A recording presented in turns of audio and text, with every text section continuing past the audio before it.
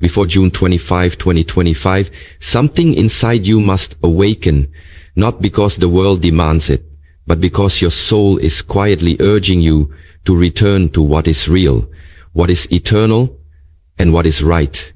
This message is not a prediction, it's a divine interruption, a spiritual alarm clock meant to jolt you out of the noise, the distractions, and the illusions that have lulled humanity into spiritual sleep. Whether you're lost in success, buried in failure, or stuck in survival, this is your final call to remember who you are, why you're here, and what's coming.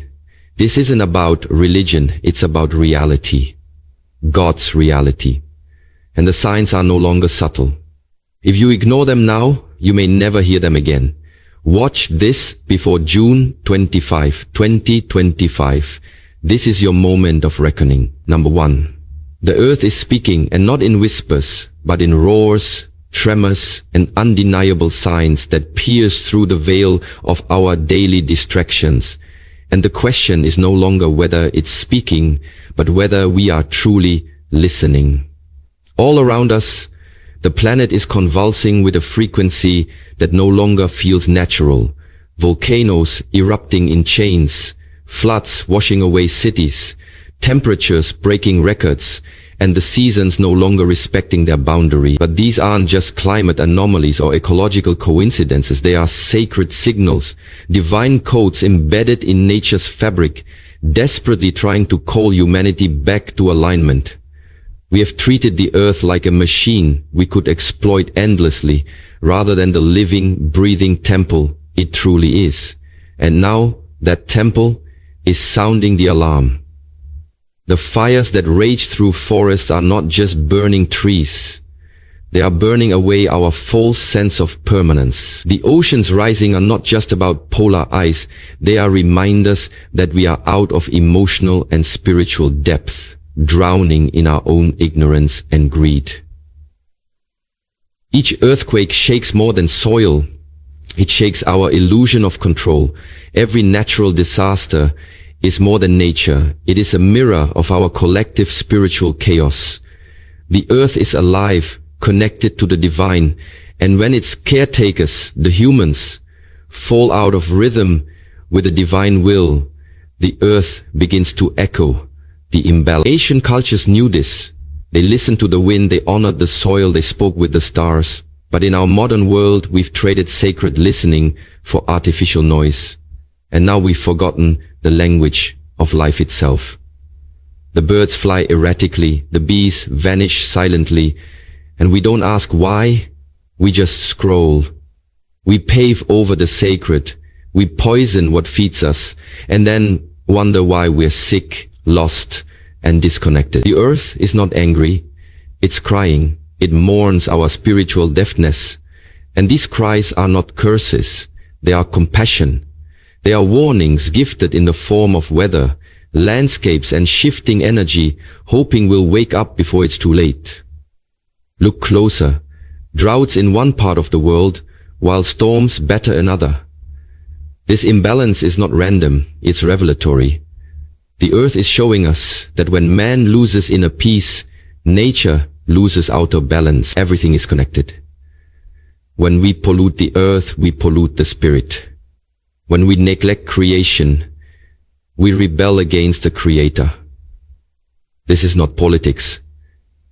It is prophecy, unfolding in real time. If the earth is groaning, it's because humanity is out of tune with its original purpose. We were never meant to dominate. We were meant to dwell, to steward, to protect, to live in harmony with the divine ecosystem that supports us. The point is, repair.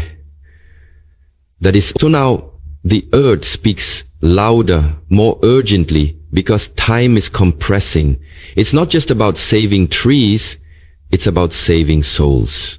Every natural sign is a message encrypted with spiritual instruction. Slow down, turn back, return to gratitude, honor what you've taken for granted, and most of all, listen. The earth is not just a place we live. It is a sermon preached daily in sunrises and storms. And in these final warnings, the earth isn't just speaking to the collective, it's speaking to you, your inner storms, your internal droughts, your emotional earthquakes. These mirror the world around you because you are part of it. The call to healing is not just ecological, it is deeply personal. You must reconnect. You must reawaken. You must remember what your soul knew before distraction numbed it. Sit in silence with nature. Walk barefoot on the ground. Breathe in the wind with reverence and ask, what are you trying to show me? Because when you listen, not just with your ears but with your heart, you will realize that God has always been speaking through the earth. The earth is the original scripture, the sacred scroll that never stops unfolding, and now its pages are burning, flooding, and shaking, not to destroy, but to awaken. Don't ignore the signs. Don't wait for a louder disaster to humble you. The earth is not our enemy, it's our ally, our warning, our teacher. And right now it is speaking with urgency, with love, and with power.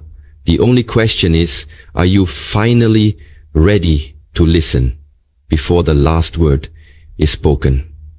Number 2, silence is the new warning siren. In an age where noise is constant and distraction is worshipped, silence has become the most alarming sound of all. A sound that pierces deeper than sirens, louder than chaos, and more revealing than words. Yet tragically, it's the one thing most people run from instead of running to. Silence is no longer just a quiet moment. It has become a divine siren, a sacred interruption from God, warning those who still have ears to hear that something is off, something is missing, and something must change before it's too late.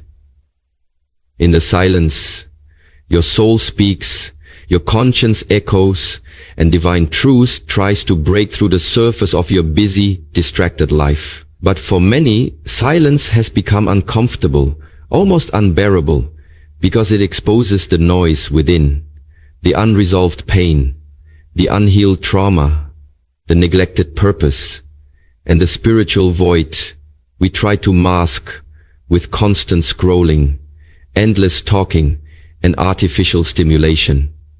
We are addicted to noise because noise helps us avoid the truth. But truth doesn't shout, it whispers. And when you silence the world, you finally start hearing what God has been trying to say all along. Not through media, not through people, but directly to your spirit. And yet, because silence doesn't entertain, people overlook its power. But make no mistake, spiritual silence is a siren of the soul. When you feel disconnected, when you no longer hear inspiration, when your prayers feel like echoes, when your dreams feel distant, it's not because God has gone silent. It's because you've become too loud in worry, too loud in comparison, too loud in chasing what doesn't matter. The silence isn't punishment. It's preparation. It's the divine pulling you away from the crowd to cleanse your perspective, to recalibrate your direction, to humble your ego, and to reintroduce you to your purpose. Think of it. Every major transformation in the lives of prophets, warriors, and messengers began in silence, in the desert, in the wilderness, in the stillness where there was no applause, no followers, no spotlight, only the raw presence of the divine and the honest confrontation with self. And today you too are being called back to that place, that sacred silence, where truth lives, where clarity is reborn, where power is refined. If you can't find 5 minutes to sit in silence without reaching for your phone, something is deeply wrong.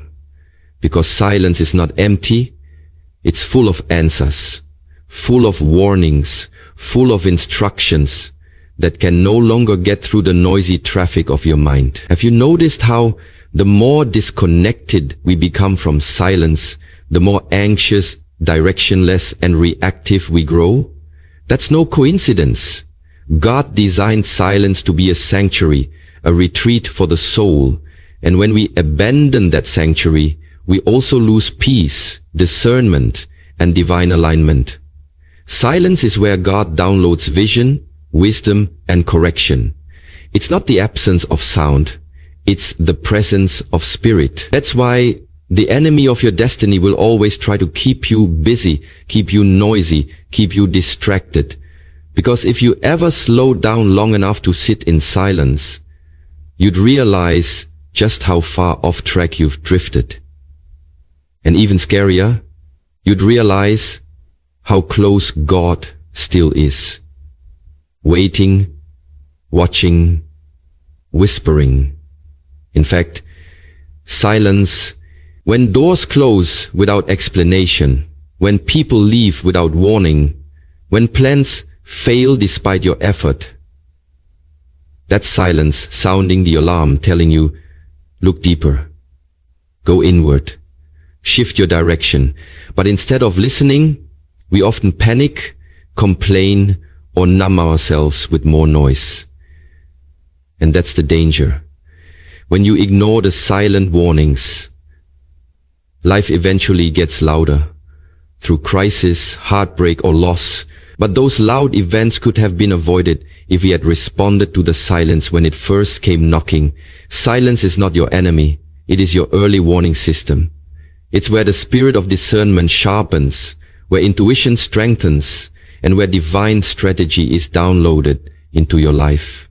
Don't wait until silence becomes suffering. Create space now to be still, to listen, to journal, to pray, not as a luxury, but as a spiritual necessity. Every morning, every evening, even 5 minutes of undistracted silence can realign your soul more than hours of noise ever could. And in those moments, you realize the answers you were chasing were always waiting in the silence. The healing you were begging for starts in the silence. The strength you thought was gone gets restored in the silence. And most importantly, the voice of God, unfiltered, unedited, unmistakable, still speaks there. So stop running from silence and start running into it. Because in this hour of spiritual urgency, silence is not absence.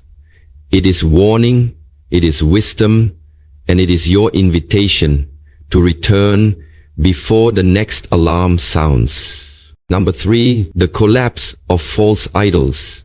We are living in a time when the collapse of false idols is not just imminent, it is already underway. And if you look closely, the cracks are everywhere. In celebrity culture, in politics, in financial systems, in social platforms, and even in the masks people wear to appear perfect, successful, and in control.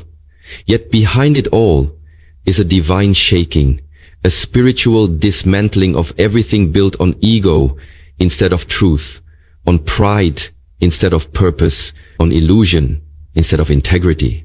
For too long, humanity has bowed to the golden calves of modern life, worshipping fame, glorifying wealth, chasing status, and crowning comfort as king.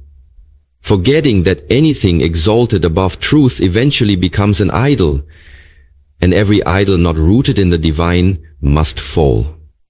We trusted in titles more than character, in influence more than wisdom, in brands more than values, and in people more than principles. But now, the illusion is unraveling. The celebrities once idolized are now exposed as human, broken, and lost. The billionaires once envied are now panicked, desperate to preserve a world they helped break.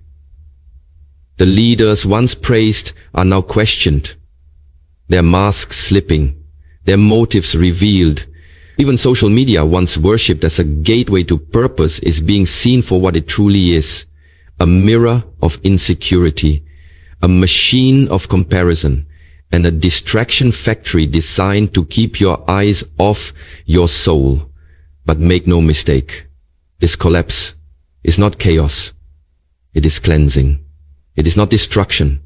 It is divine order returning to a world that has drifted too far from its creator.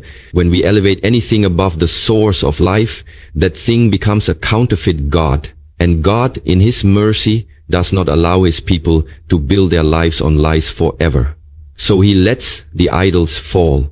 He allows what we clung to so tightly to break, not to punish us, but to free us from the chains of illusion, from the prison of pride, from the shallow comforts that numb us from our calling. Because the truth is, many are more heartbroken over losing idols than they are over losing their identity. People mourn the fall of celebrities more than the collapse of their own moral compass. But this spiritual season is designed to reawaken what truly matters. You were never meant to worship people, platforms, or possessions. You were meant to live in truth, grounded in purpose, connected to the divine. The collapse of false idols is a spiritual reboot, a reset that removes the counterfeit so the authentic can rise. And now is the time to examine your own life. What have you made into an idol without even realizing it? Is it your image, your bank account, your relationships, your title, your influence? Even good things can become idols when they take God's place in your heart. And if you don't willingly surrender them, life will eventually strip them away, not because God is cruel, but because He loves you too much to let you build your soul on sand. This is why we're seeing global systems unravel, because they were built without wisdom, without humility, without divine alignment. Greed was the architect, pride was the blueprint, and now we are witnessing the inevitable. What was built for ego cannot withstand truth. The empires are falling, but it is not the end. It is the beginning of something purer, something eternal, something real. And this moment is your invitation to participate in that beginning.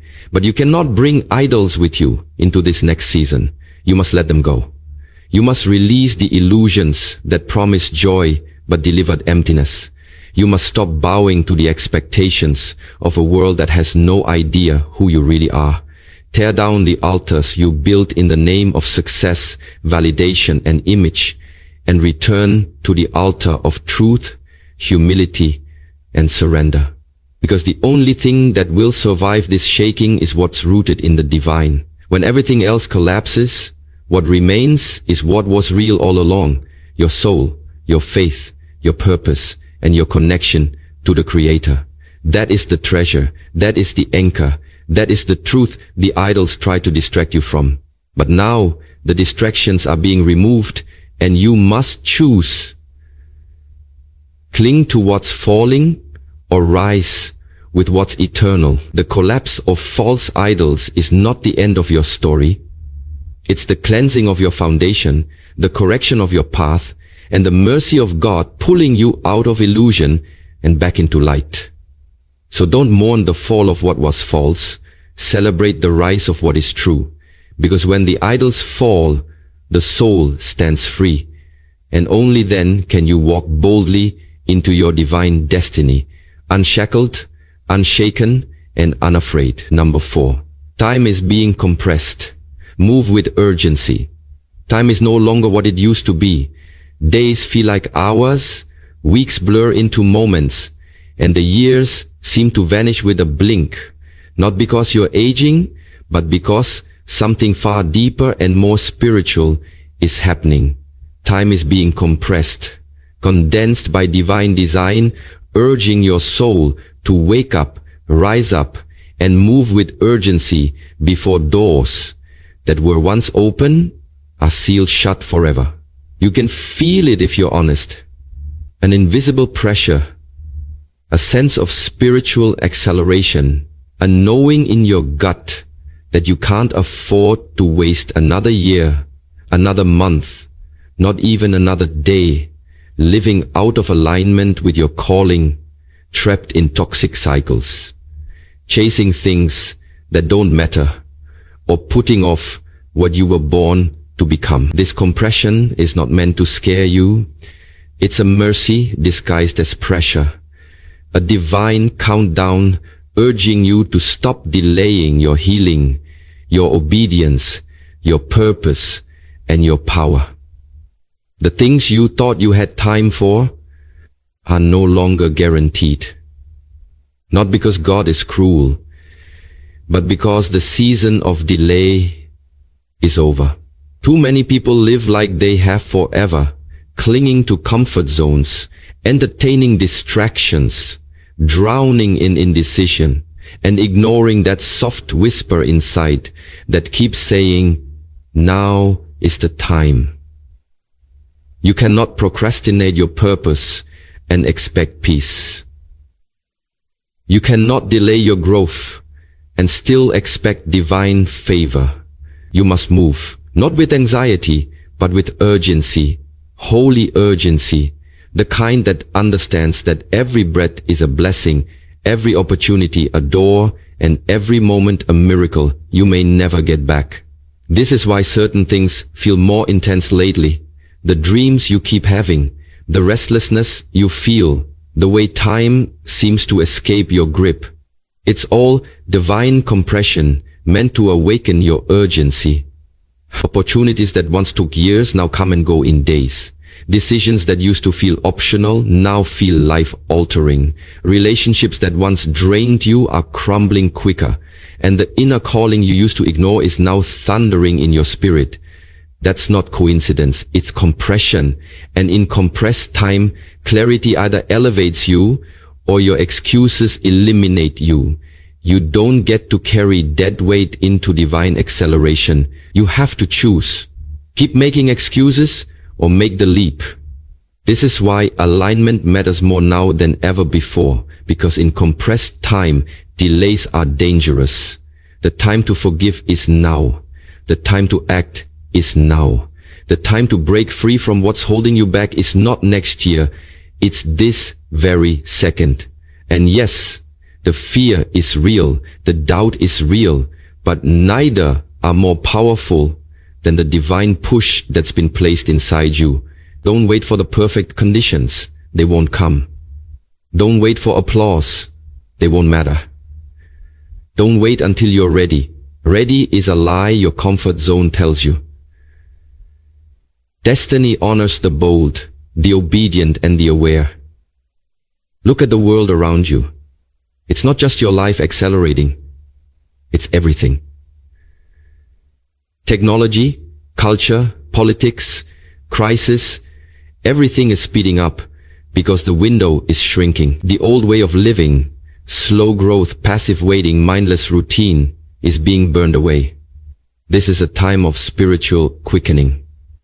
And those who don't move with it will be left behind, not in geography, but in purpose. You must be willing to sprint where you once walked, to leap where you once lingered, and to trust where you once doubted. Time is not your enemy, it's your test. What you do with this sacred compression determines who you become on the other side. Do you want to look back and regret the moments you wasted being afraid to act? Or do you want to stand boldly in your future, knowing you moved when it mattered most? The clock isn't just ticking, it's collapsing into concentrated divine moments.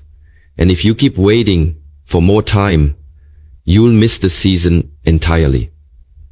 Stop saying someday. Stop thinking you'll start tomorrow. Stop believing you have all the time in the world. You don't. You stop believing you have all the time in the world. You don't. What you do in the next few months could shape the rest of your life. Move now. Speak now. Create now. Forgive now. Build now. Believe now.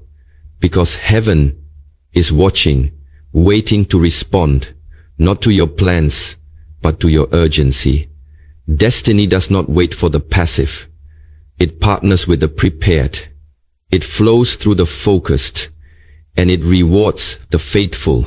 Time is being compressed, not to crush you, but to crown you. If you're willing to move with urgency, walk with faith, and run with obedience before the hourglass runs dry. Number 5. The separation has begun. In 750 words, in single paragraph. The separation has begun. Not a political one, not a social one, but a deeply spiritual divide that is sweeping silently through families, friendships, communities, and even within individual hearts, drawing a clear and undeniable line between truth and deception, light and darkness, obedience and rebellion, purpose and distraction, and those who are awake versus those still hypnotized by the illusions of this fading world. You can feel it even if you can't explain it. Something is shifting, something is sorting, and something sacred is unfolding right before your eyes, demanding that you choose who you are, what you stand for, and what direction your soul will ultimately travel. This isn't just about belief systems. It's about alignment with the divine, about moral clarity, about spiritual integrity. In a time when compromise is everywhere and truth is being distorted for the sake of comfort and convenience. The separation isn't always loud. It begins quietly, internally, as you start to notice that certain conversations no longer feed your soul, certain people no longer recognize your growth, certain environments no longer feel like home, and certain habits no longer align with the frequency of your higher calling. This is not a rejection. It's a revelation. God is removing what can't go with you into the next season of your life. Not to isolate you, but to elevate you. Not to punish you, but to purify you. And though it may hurt to let go, what's on the other side of obedience is clarity, peace, and divine protection. The wheat is being separated from the chaff, the genuine from the artificial, and those who walk in humility from those still ruled by pride. The time of blending in is over. You cannot be half awake, half committed, half obedient, and expect full favor. This season is demanding full surrender, full attention, and full alignment with the truth that God has placed in your spirit. Yes, you will lose people. Yes, you will be misunderstood. Yes, you will feel like a stranger in familiar places, but that is the price of transformation. Separation is the prelude to elevation. When God begins to separate you, He is preparing to anoint you. And if you resist the process because you're afraid of loneliness, you'll miss the blessing reserved for those bold enough to walk the narrow path. This is why so many relationships are dissolving without drama, because the spiritual frequencies no longer match. The conversations feel forced. The connection feels strained. That's not coincidence. It's confirmation. The separation is not always external. Sometimes the biggest split happens inside of you, as your old self and your new self battle for control. The part of you that craves approval clashes with the part of you that knows the truth. The part of you that wants to stay comfortable fights against the part of you that's being called to rise. But make no mistake, the separation is not optional. It is happening without your permission. And the longer you resist it, the more painful it becomes. This is the time to choose. Not just in words, but in actions. Not just in public, but in private. Who are you really? What do you truly believe? Who do you serve when no one's watching? Because God is not separating based on appearance. He is separating based on authenticity, based on fruit, based on obedience. And the divide is widening fast. Look at the world. Those who stand in truth are becoming bolder, while those who stand in deception are growing more hostile. Neutrality is no longer possible. You will be forced to pick a side. By your choices, by your character, and by your courage. This is not about judging others. It's about discerning what serves your spirit, and what poisons it. You're not better than anyone for walking away. You're simply answering a higher call. And yes, it may feel like loss at first, but it's really liberation. Every time you honor your inner knowing, you are stepping deeper into alignment with your divine assignment. The path is narrowing, but that's a good thing. It means you're being refined, prepared, and trusted with more. But you cannot carry old baggage into a new realm. The separation is not cruelty, it is clarity. It's the pruning before the harvest. It's the silence before the sound of breakthrough. And if you can trust it, embrace it, and stay faithful during it, you will come out stronger, clearer, and more spiritually aligned than ever before. So don't fear the separation, bless it. Don't chase what's leaving, release it. Don't mourn what's shifting, trust it. Because when God separates, it's always to elevate.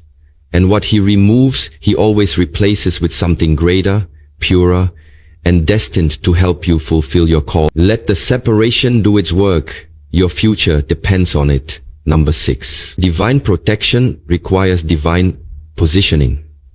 Divine protection is not automatic. It is sacred, conditional, and deeply connected to divine positioning, meaning you cannot live however you want, go wherever you please, entertain whatever feels good, and still expect to walk under the full covering and favor of God.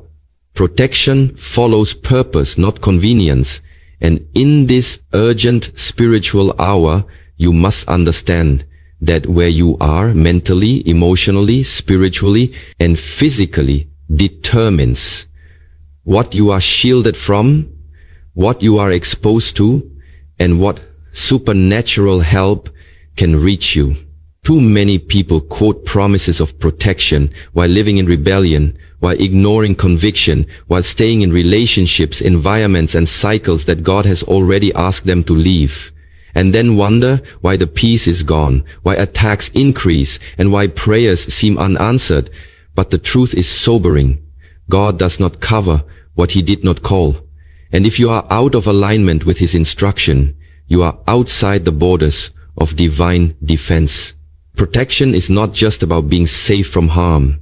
It's about being in the right place at the right time, doing the right thing under the right authority. And when you step outside that placement, even unknowingly, you become spiritually exposed, vulnerable to attack, distraction, and delay. This is not meant to instill fear.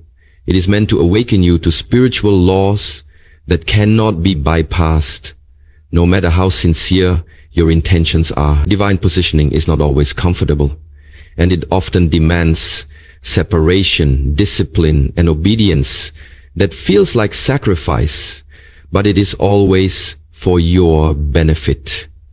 Because protection in God's kingdom is not passive, it is activated through positioning. And that positioning is secured by purity, prayer, and persistent obedience. Think of the greats. Noah had to build the ark exactly as instructed, not according to preference, but according to divine blueprint. And when the rain came, only the ark that was aligned survived. Lot had to physically leave Sodom. God didn't protect him in the city. He protected him through obedience to leave the city. The Israelites had to put the blood on the doorposts to be spared from the plague. It was positioning, not proximity, that kept them safe. In each case, divine protection was present, but only accessed through exact obedience. And the same applies today. You cannot afford to flirt with disobedience, to delay a calling, to resist a conviction, and still expect protection as if it's a guarantee. It's not. The same God who covers also corrects. And His correction is an invitation to reposition yourself back into the shelter of divine favor. If you've been feeling overwhelmed, attacked, or exhausted, ask yourself, am I still standing where I was told to stand? Have I drifted from the place God last confirmed for me? Am I still aligned with what I know is right, even if it's difficult?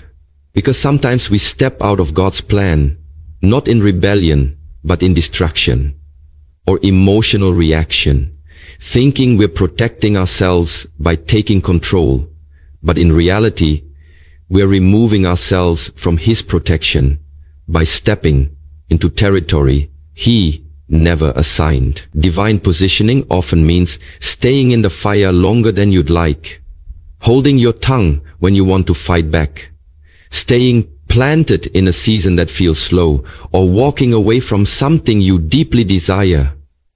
Because obedience is not always logical, but it is always spiritual. And when you remain in position, spiritually postured, emotionally surrendered, mentally focused, you don't just walk in protection, you walk in unshakable peace, because you know you're exactly where you're meant to be. So this is the time to assess everything: your relationships, your habits, your choices, your environment, your posture of heart. Because if even one piece of your life is out of alignment, it can become a point of vulnerability, a breach in the wall of your spiritual fortress. But here's the grace. God is always ready to reposition you. He's not looking for perfection, but for your willingness to be realigned, to humble yourself and to say, God, if I'm not where you want me, move me. If I've drifted, draw me back. If I've resisted you, forgive me and reposition me under your covering. That prayer unlocks supernatural intervention. That posture reactivates divine protection. That humility places you back under the shadow of the Almighty, where nothing formed against you can prosper. Not because you're strong, but because you're aligned. So remember, divine protection is your right when divine positioning is your reality. Don't just ask God to cover you. Ask Him to correct you, to realign you, to show you where you've drifted, and then be brave enough to move. Because in this hour of acceleration and spiritual shaking, only those who are positioned will be protected. And only those who are aligned will be assigned the strength, clarity, and favor required to endure what's coming and rise into what's next. Number 7, you are either a messenger or a warning. You are either a messenger or a warning. There is no in between, because your life is always speaking, always broadcasting a message to those around you, either drawing people toward light, truth, and purpose, or silently confirming the consequences of living in darkness, denial, and distraction. And whether you realize it or not, every decision you make, every habit you form, every word you speak, and every standard you uphold either becomes an invitation for others to rise or a cautionary tale of what happens when you don't. This is not about perfection, it's about direction. Are you walking in a way that reflects divine wisdom and alignment? Or are you drifting in patterns that scream, "Don't follow me, I'm lost too"? Because your life is not just yours, it's a lighthouse or a warning flare, a divine demonstration or a living caution tape. And whether you lead people closer to the truth or further into confusion will depend not on what you say in public, but on how you live in private. Every day, someone is watching you, your children, your friends, your co-workers, strangers, and they are learning more from your consistency than your charisma. Are you living a life that proves healing is possible, that peace is real, that obedience bears fruit? Or are you silently teaching that compromise is normal, that pain must be tolerated forever, that drifting is inevitable and destiny is optional? God has placed something inside you, not just for yourself, but for others. Your healing is not just your own breakthrough. It's your ministry. Your deliverance is someone else's roadmap. Your obedience becomes someone else's encouragement. You are not invisible. You are influential, whether you want to be or not. You are either showing people how to walk with God or showing them what happens when you don't. And this is not said to shame, but to awaken you to the power of your witness. Because your scars, your setbacks, your comeback story, they all carry divine weight when surrendered to a higher purpose. You don't have to be a preacher to be a messenger. You just have to be authentic. You just have to live in truth. You just have to stop hiding behind pain and step into purpose, understanding that everything you've been through is preparation to carry a message that someone else desperately needs to hear or see lived out. At the same time, you must confront this sobering truth. If you choose to stay stuck, to keep repeating cycles, to keep ignoring God's voice, your life will still speak, but as a warning. People will look at your fear and justify their own. They'll see your dysfunction and normalize their own. They'll use your stagnation to comfort their disobedience. Not because they're judging you, but because your life becomes their reference point. Don't let the pain you refuse to heal from become someone else's permission to quit. Don't let your compromise be someone else's excuse to settle. You are called to be a living message that says, I was broken, but I chose healing. I was lost, but I found direction. I was weak, but I leaned into divine strength. The world doesn't need more people talking about truth. It needs more people living it, reflecting it, and walking it out. Daily in the ordinary moments when no one's watching. So, while the world may say they need someone to hire, the world needs to listen to the very message that says, I was broken. You don't need a stage. You need a surrendered life. Because the most powerful sermons are often unspoken. They are found in how you love, how you endure, how you rise, how you repent, how you keep going when giving up would have been easier. You were never meant to blend in. You were designed to be a walking example of what it looks like to align with heaven, to obey even when it hurts, to forgive even when it's unfair, to speak even when it's unfair, to speak even when it's unfair, to speak even when it's You are not insignificant. You are on assignment. And this world needs more messengers who live with clarity, courage, and conviction, not people who talk about faith, but hide when it costs something. So ask yourself today, with humility and honesty, what is my life preaching? Am I inspiring others to trust God, to grow, to rise, or am I silently showing them how to stay stuck? Because whether you like it or not, you are leading someone, and your life is the sermon they are listening to. Choose to be a messenger, not a warning, by living with bold truth, fierce grace, and unwavering obedience, knowing that your influence is sacred, your presence is impactful, and your life is a vessel through which divine light is either revealed or rejected. You don't have to be perfect to be a messenger, you just have to be surrendered. Let your life speak what words never could, that God is real, that purpose is possible, and that obedience is worth everything. And now, as the final grains of sand slip through the hourglass of this message, let this conclusion settle, not only in your mind, but deep within your spirit. This is your wake-up call, your divine interruption, your final reminder that the time for hesitation, for spiritual laziness, for playing with your purpose has run out. The moment to return to truth, to humble yourself, to obey the voice within and above is now, not later, not tomorrow, not when it's more convenient, but now. Because heaven is still open, grace is still flowing, mercy is still available, but the window will not stay open forever. You've been warned, not by fear, but by love, not by judgment, but by mercy that longs to see you walk in alignment, to rise into your true identity, to live not by the opinions of the world, but by the wisdom of eternity. Stop chasing what doesn't feed your soul. Stop giving energy to what distracts you from your call. Stop staying in places God has asked you to leave. Stop waiting for more signs when the signs are already shouting through the sky, through nature, through silence, through discomfort, through the collapse of what you once idolized. You don't need another prophet, another podcast, another push.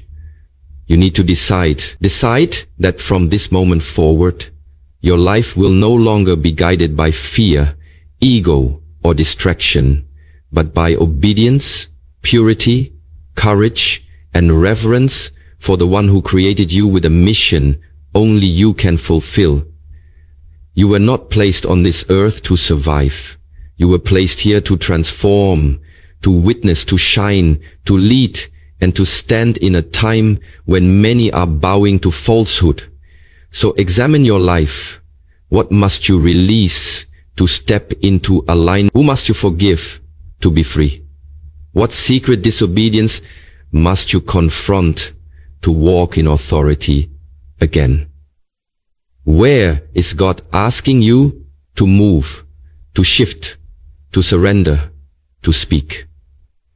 The divine protection, peace, and provision you seek are waiting on the other side of your obedience. Do not delay, do not drift, do not play with this moment. The separation is already happening, the signs are already speaking, the shaking has already begun, and only those positioned in truth will endure what's coming and rise into what's next. So here's the final advice. Fast from noise, feast on truth. Speak less and listen more. Protect your peace, pray without pride, walk in humility, love fiercely, but set boundaries wisely, and above all, stay in alignment with God, even when the road is narrow and lonely, because the road of truth always leads to light. Let your life reflect heaven, let your decisions honor eternity, let your heart remain soft, but your spirit unshakable. And now, as you carry this message into the depths of your being, let us seal it with a prayer, not just of words, but of intention. Heavenly Father, awaken us. Strip away our pride, expose our distractions, and soften our hearts to your truth. We confess where we've ignored you, delayed you, or doubted you. We surrender the idols we've built and the comfort zones we've clung to. Reposition us in your divine will. Let every step we take from this moment forward be guided by your light and protected by your grace. Cleanse our minds, heal our wounds, and ignite the fire within us to walk in bold obedience. Raise us as messengers, not warnings. Cover our families, our futures, our faith with supernatural favor. May we not fear the collapse of this world, but rejoice in the rising of your truth. Give us ears to hear, eyes to see, and a spirit that obeys without delay. This is our hour. This is our awakening, and we will not sleep through it. In your holy, mighty name we pray.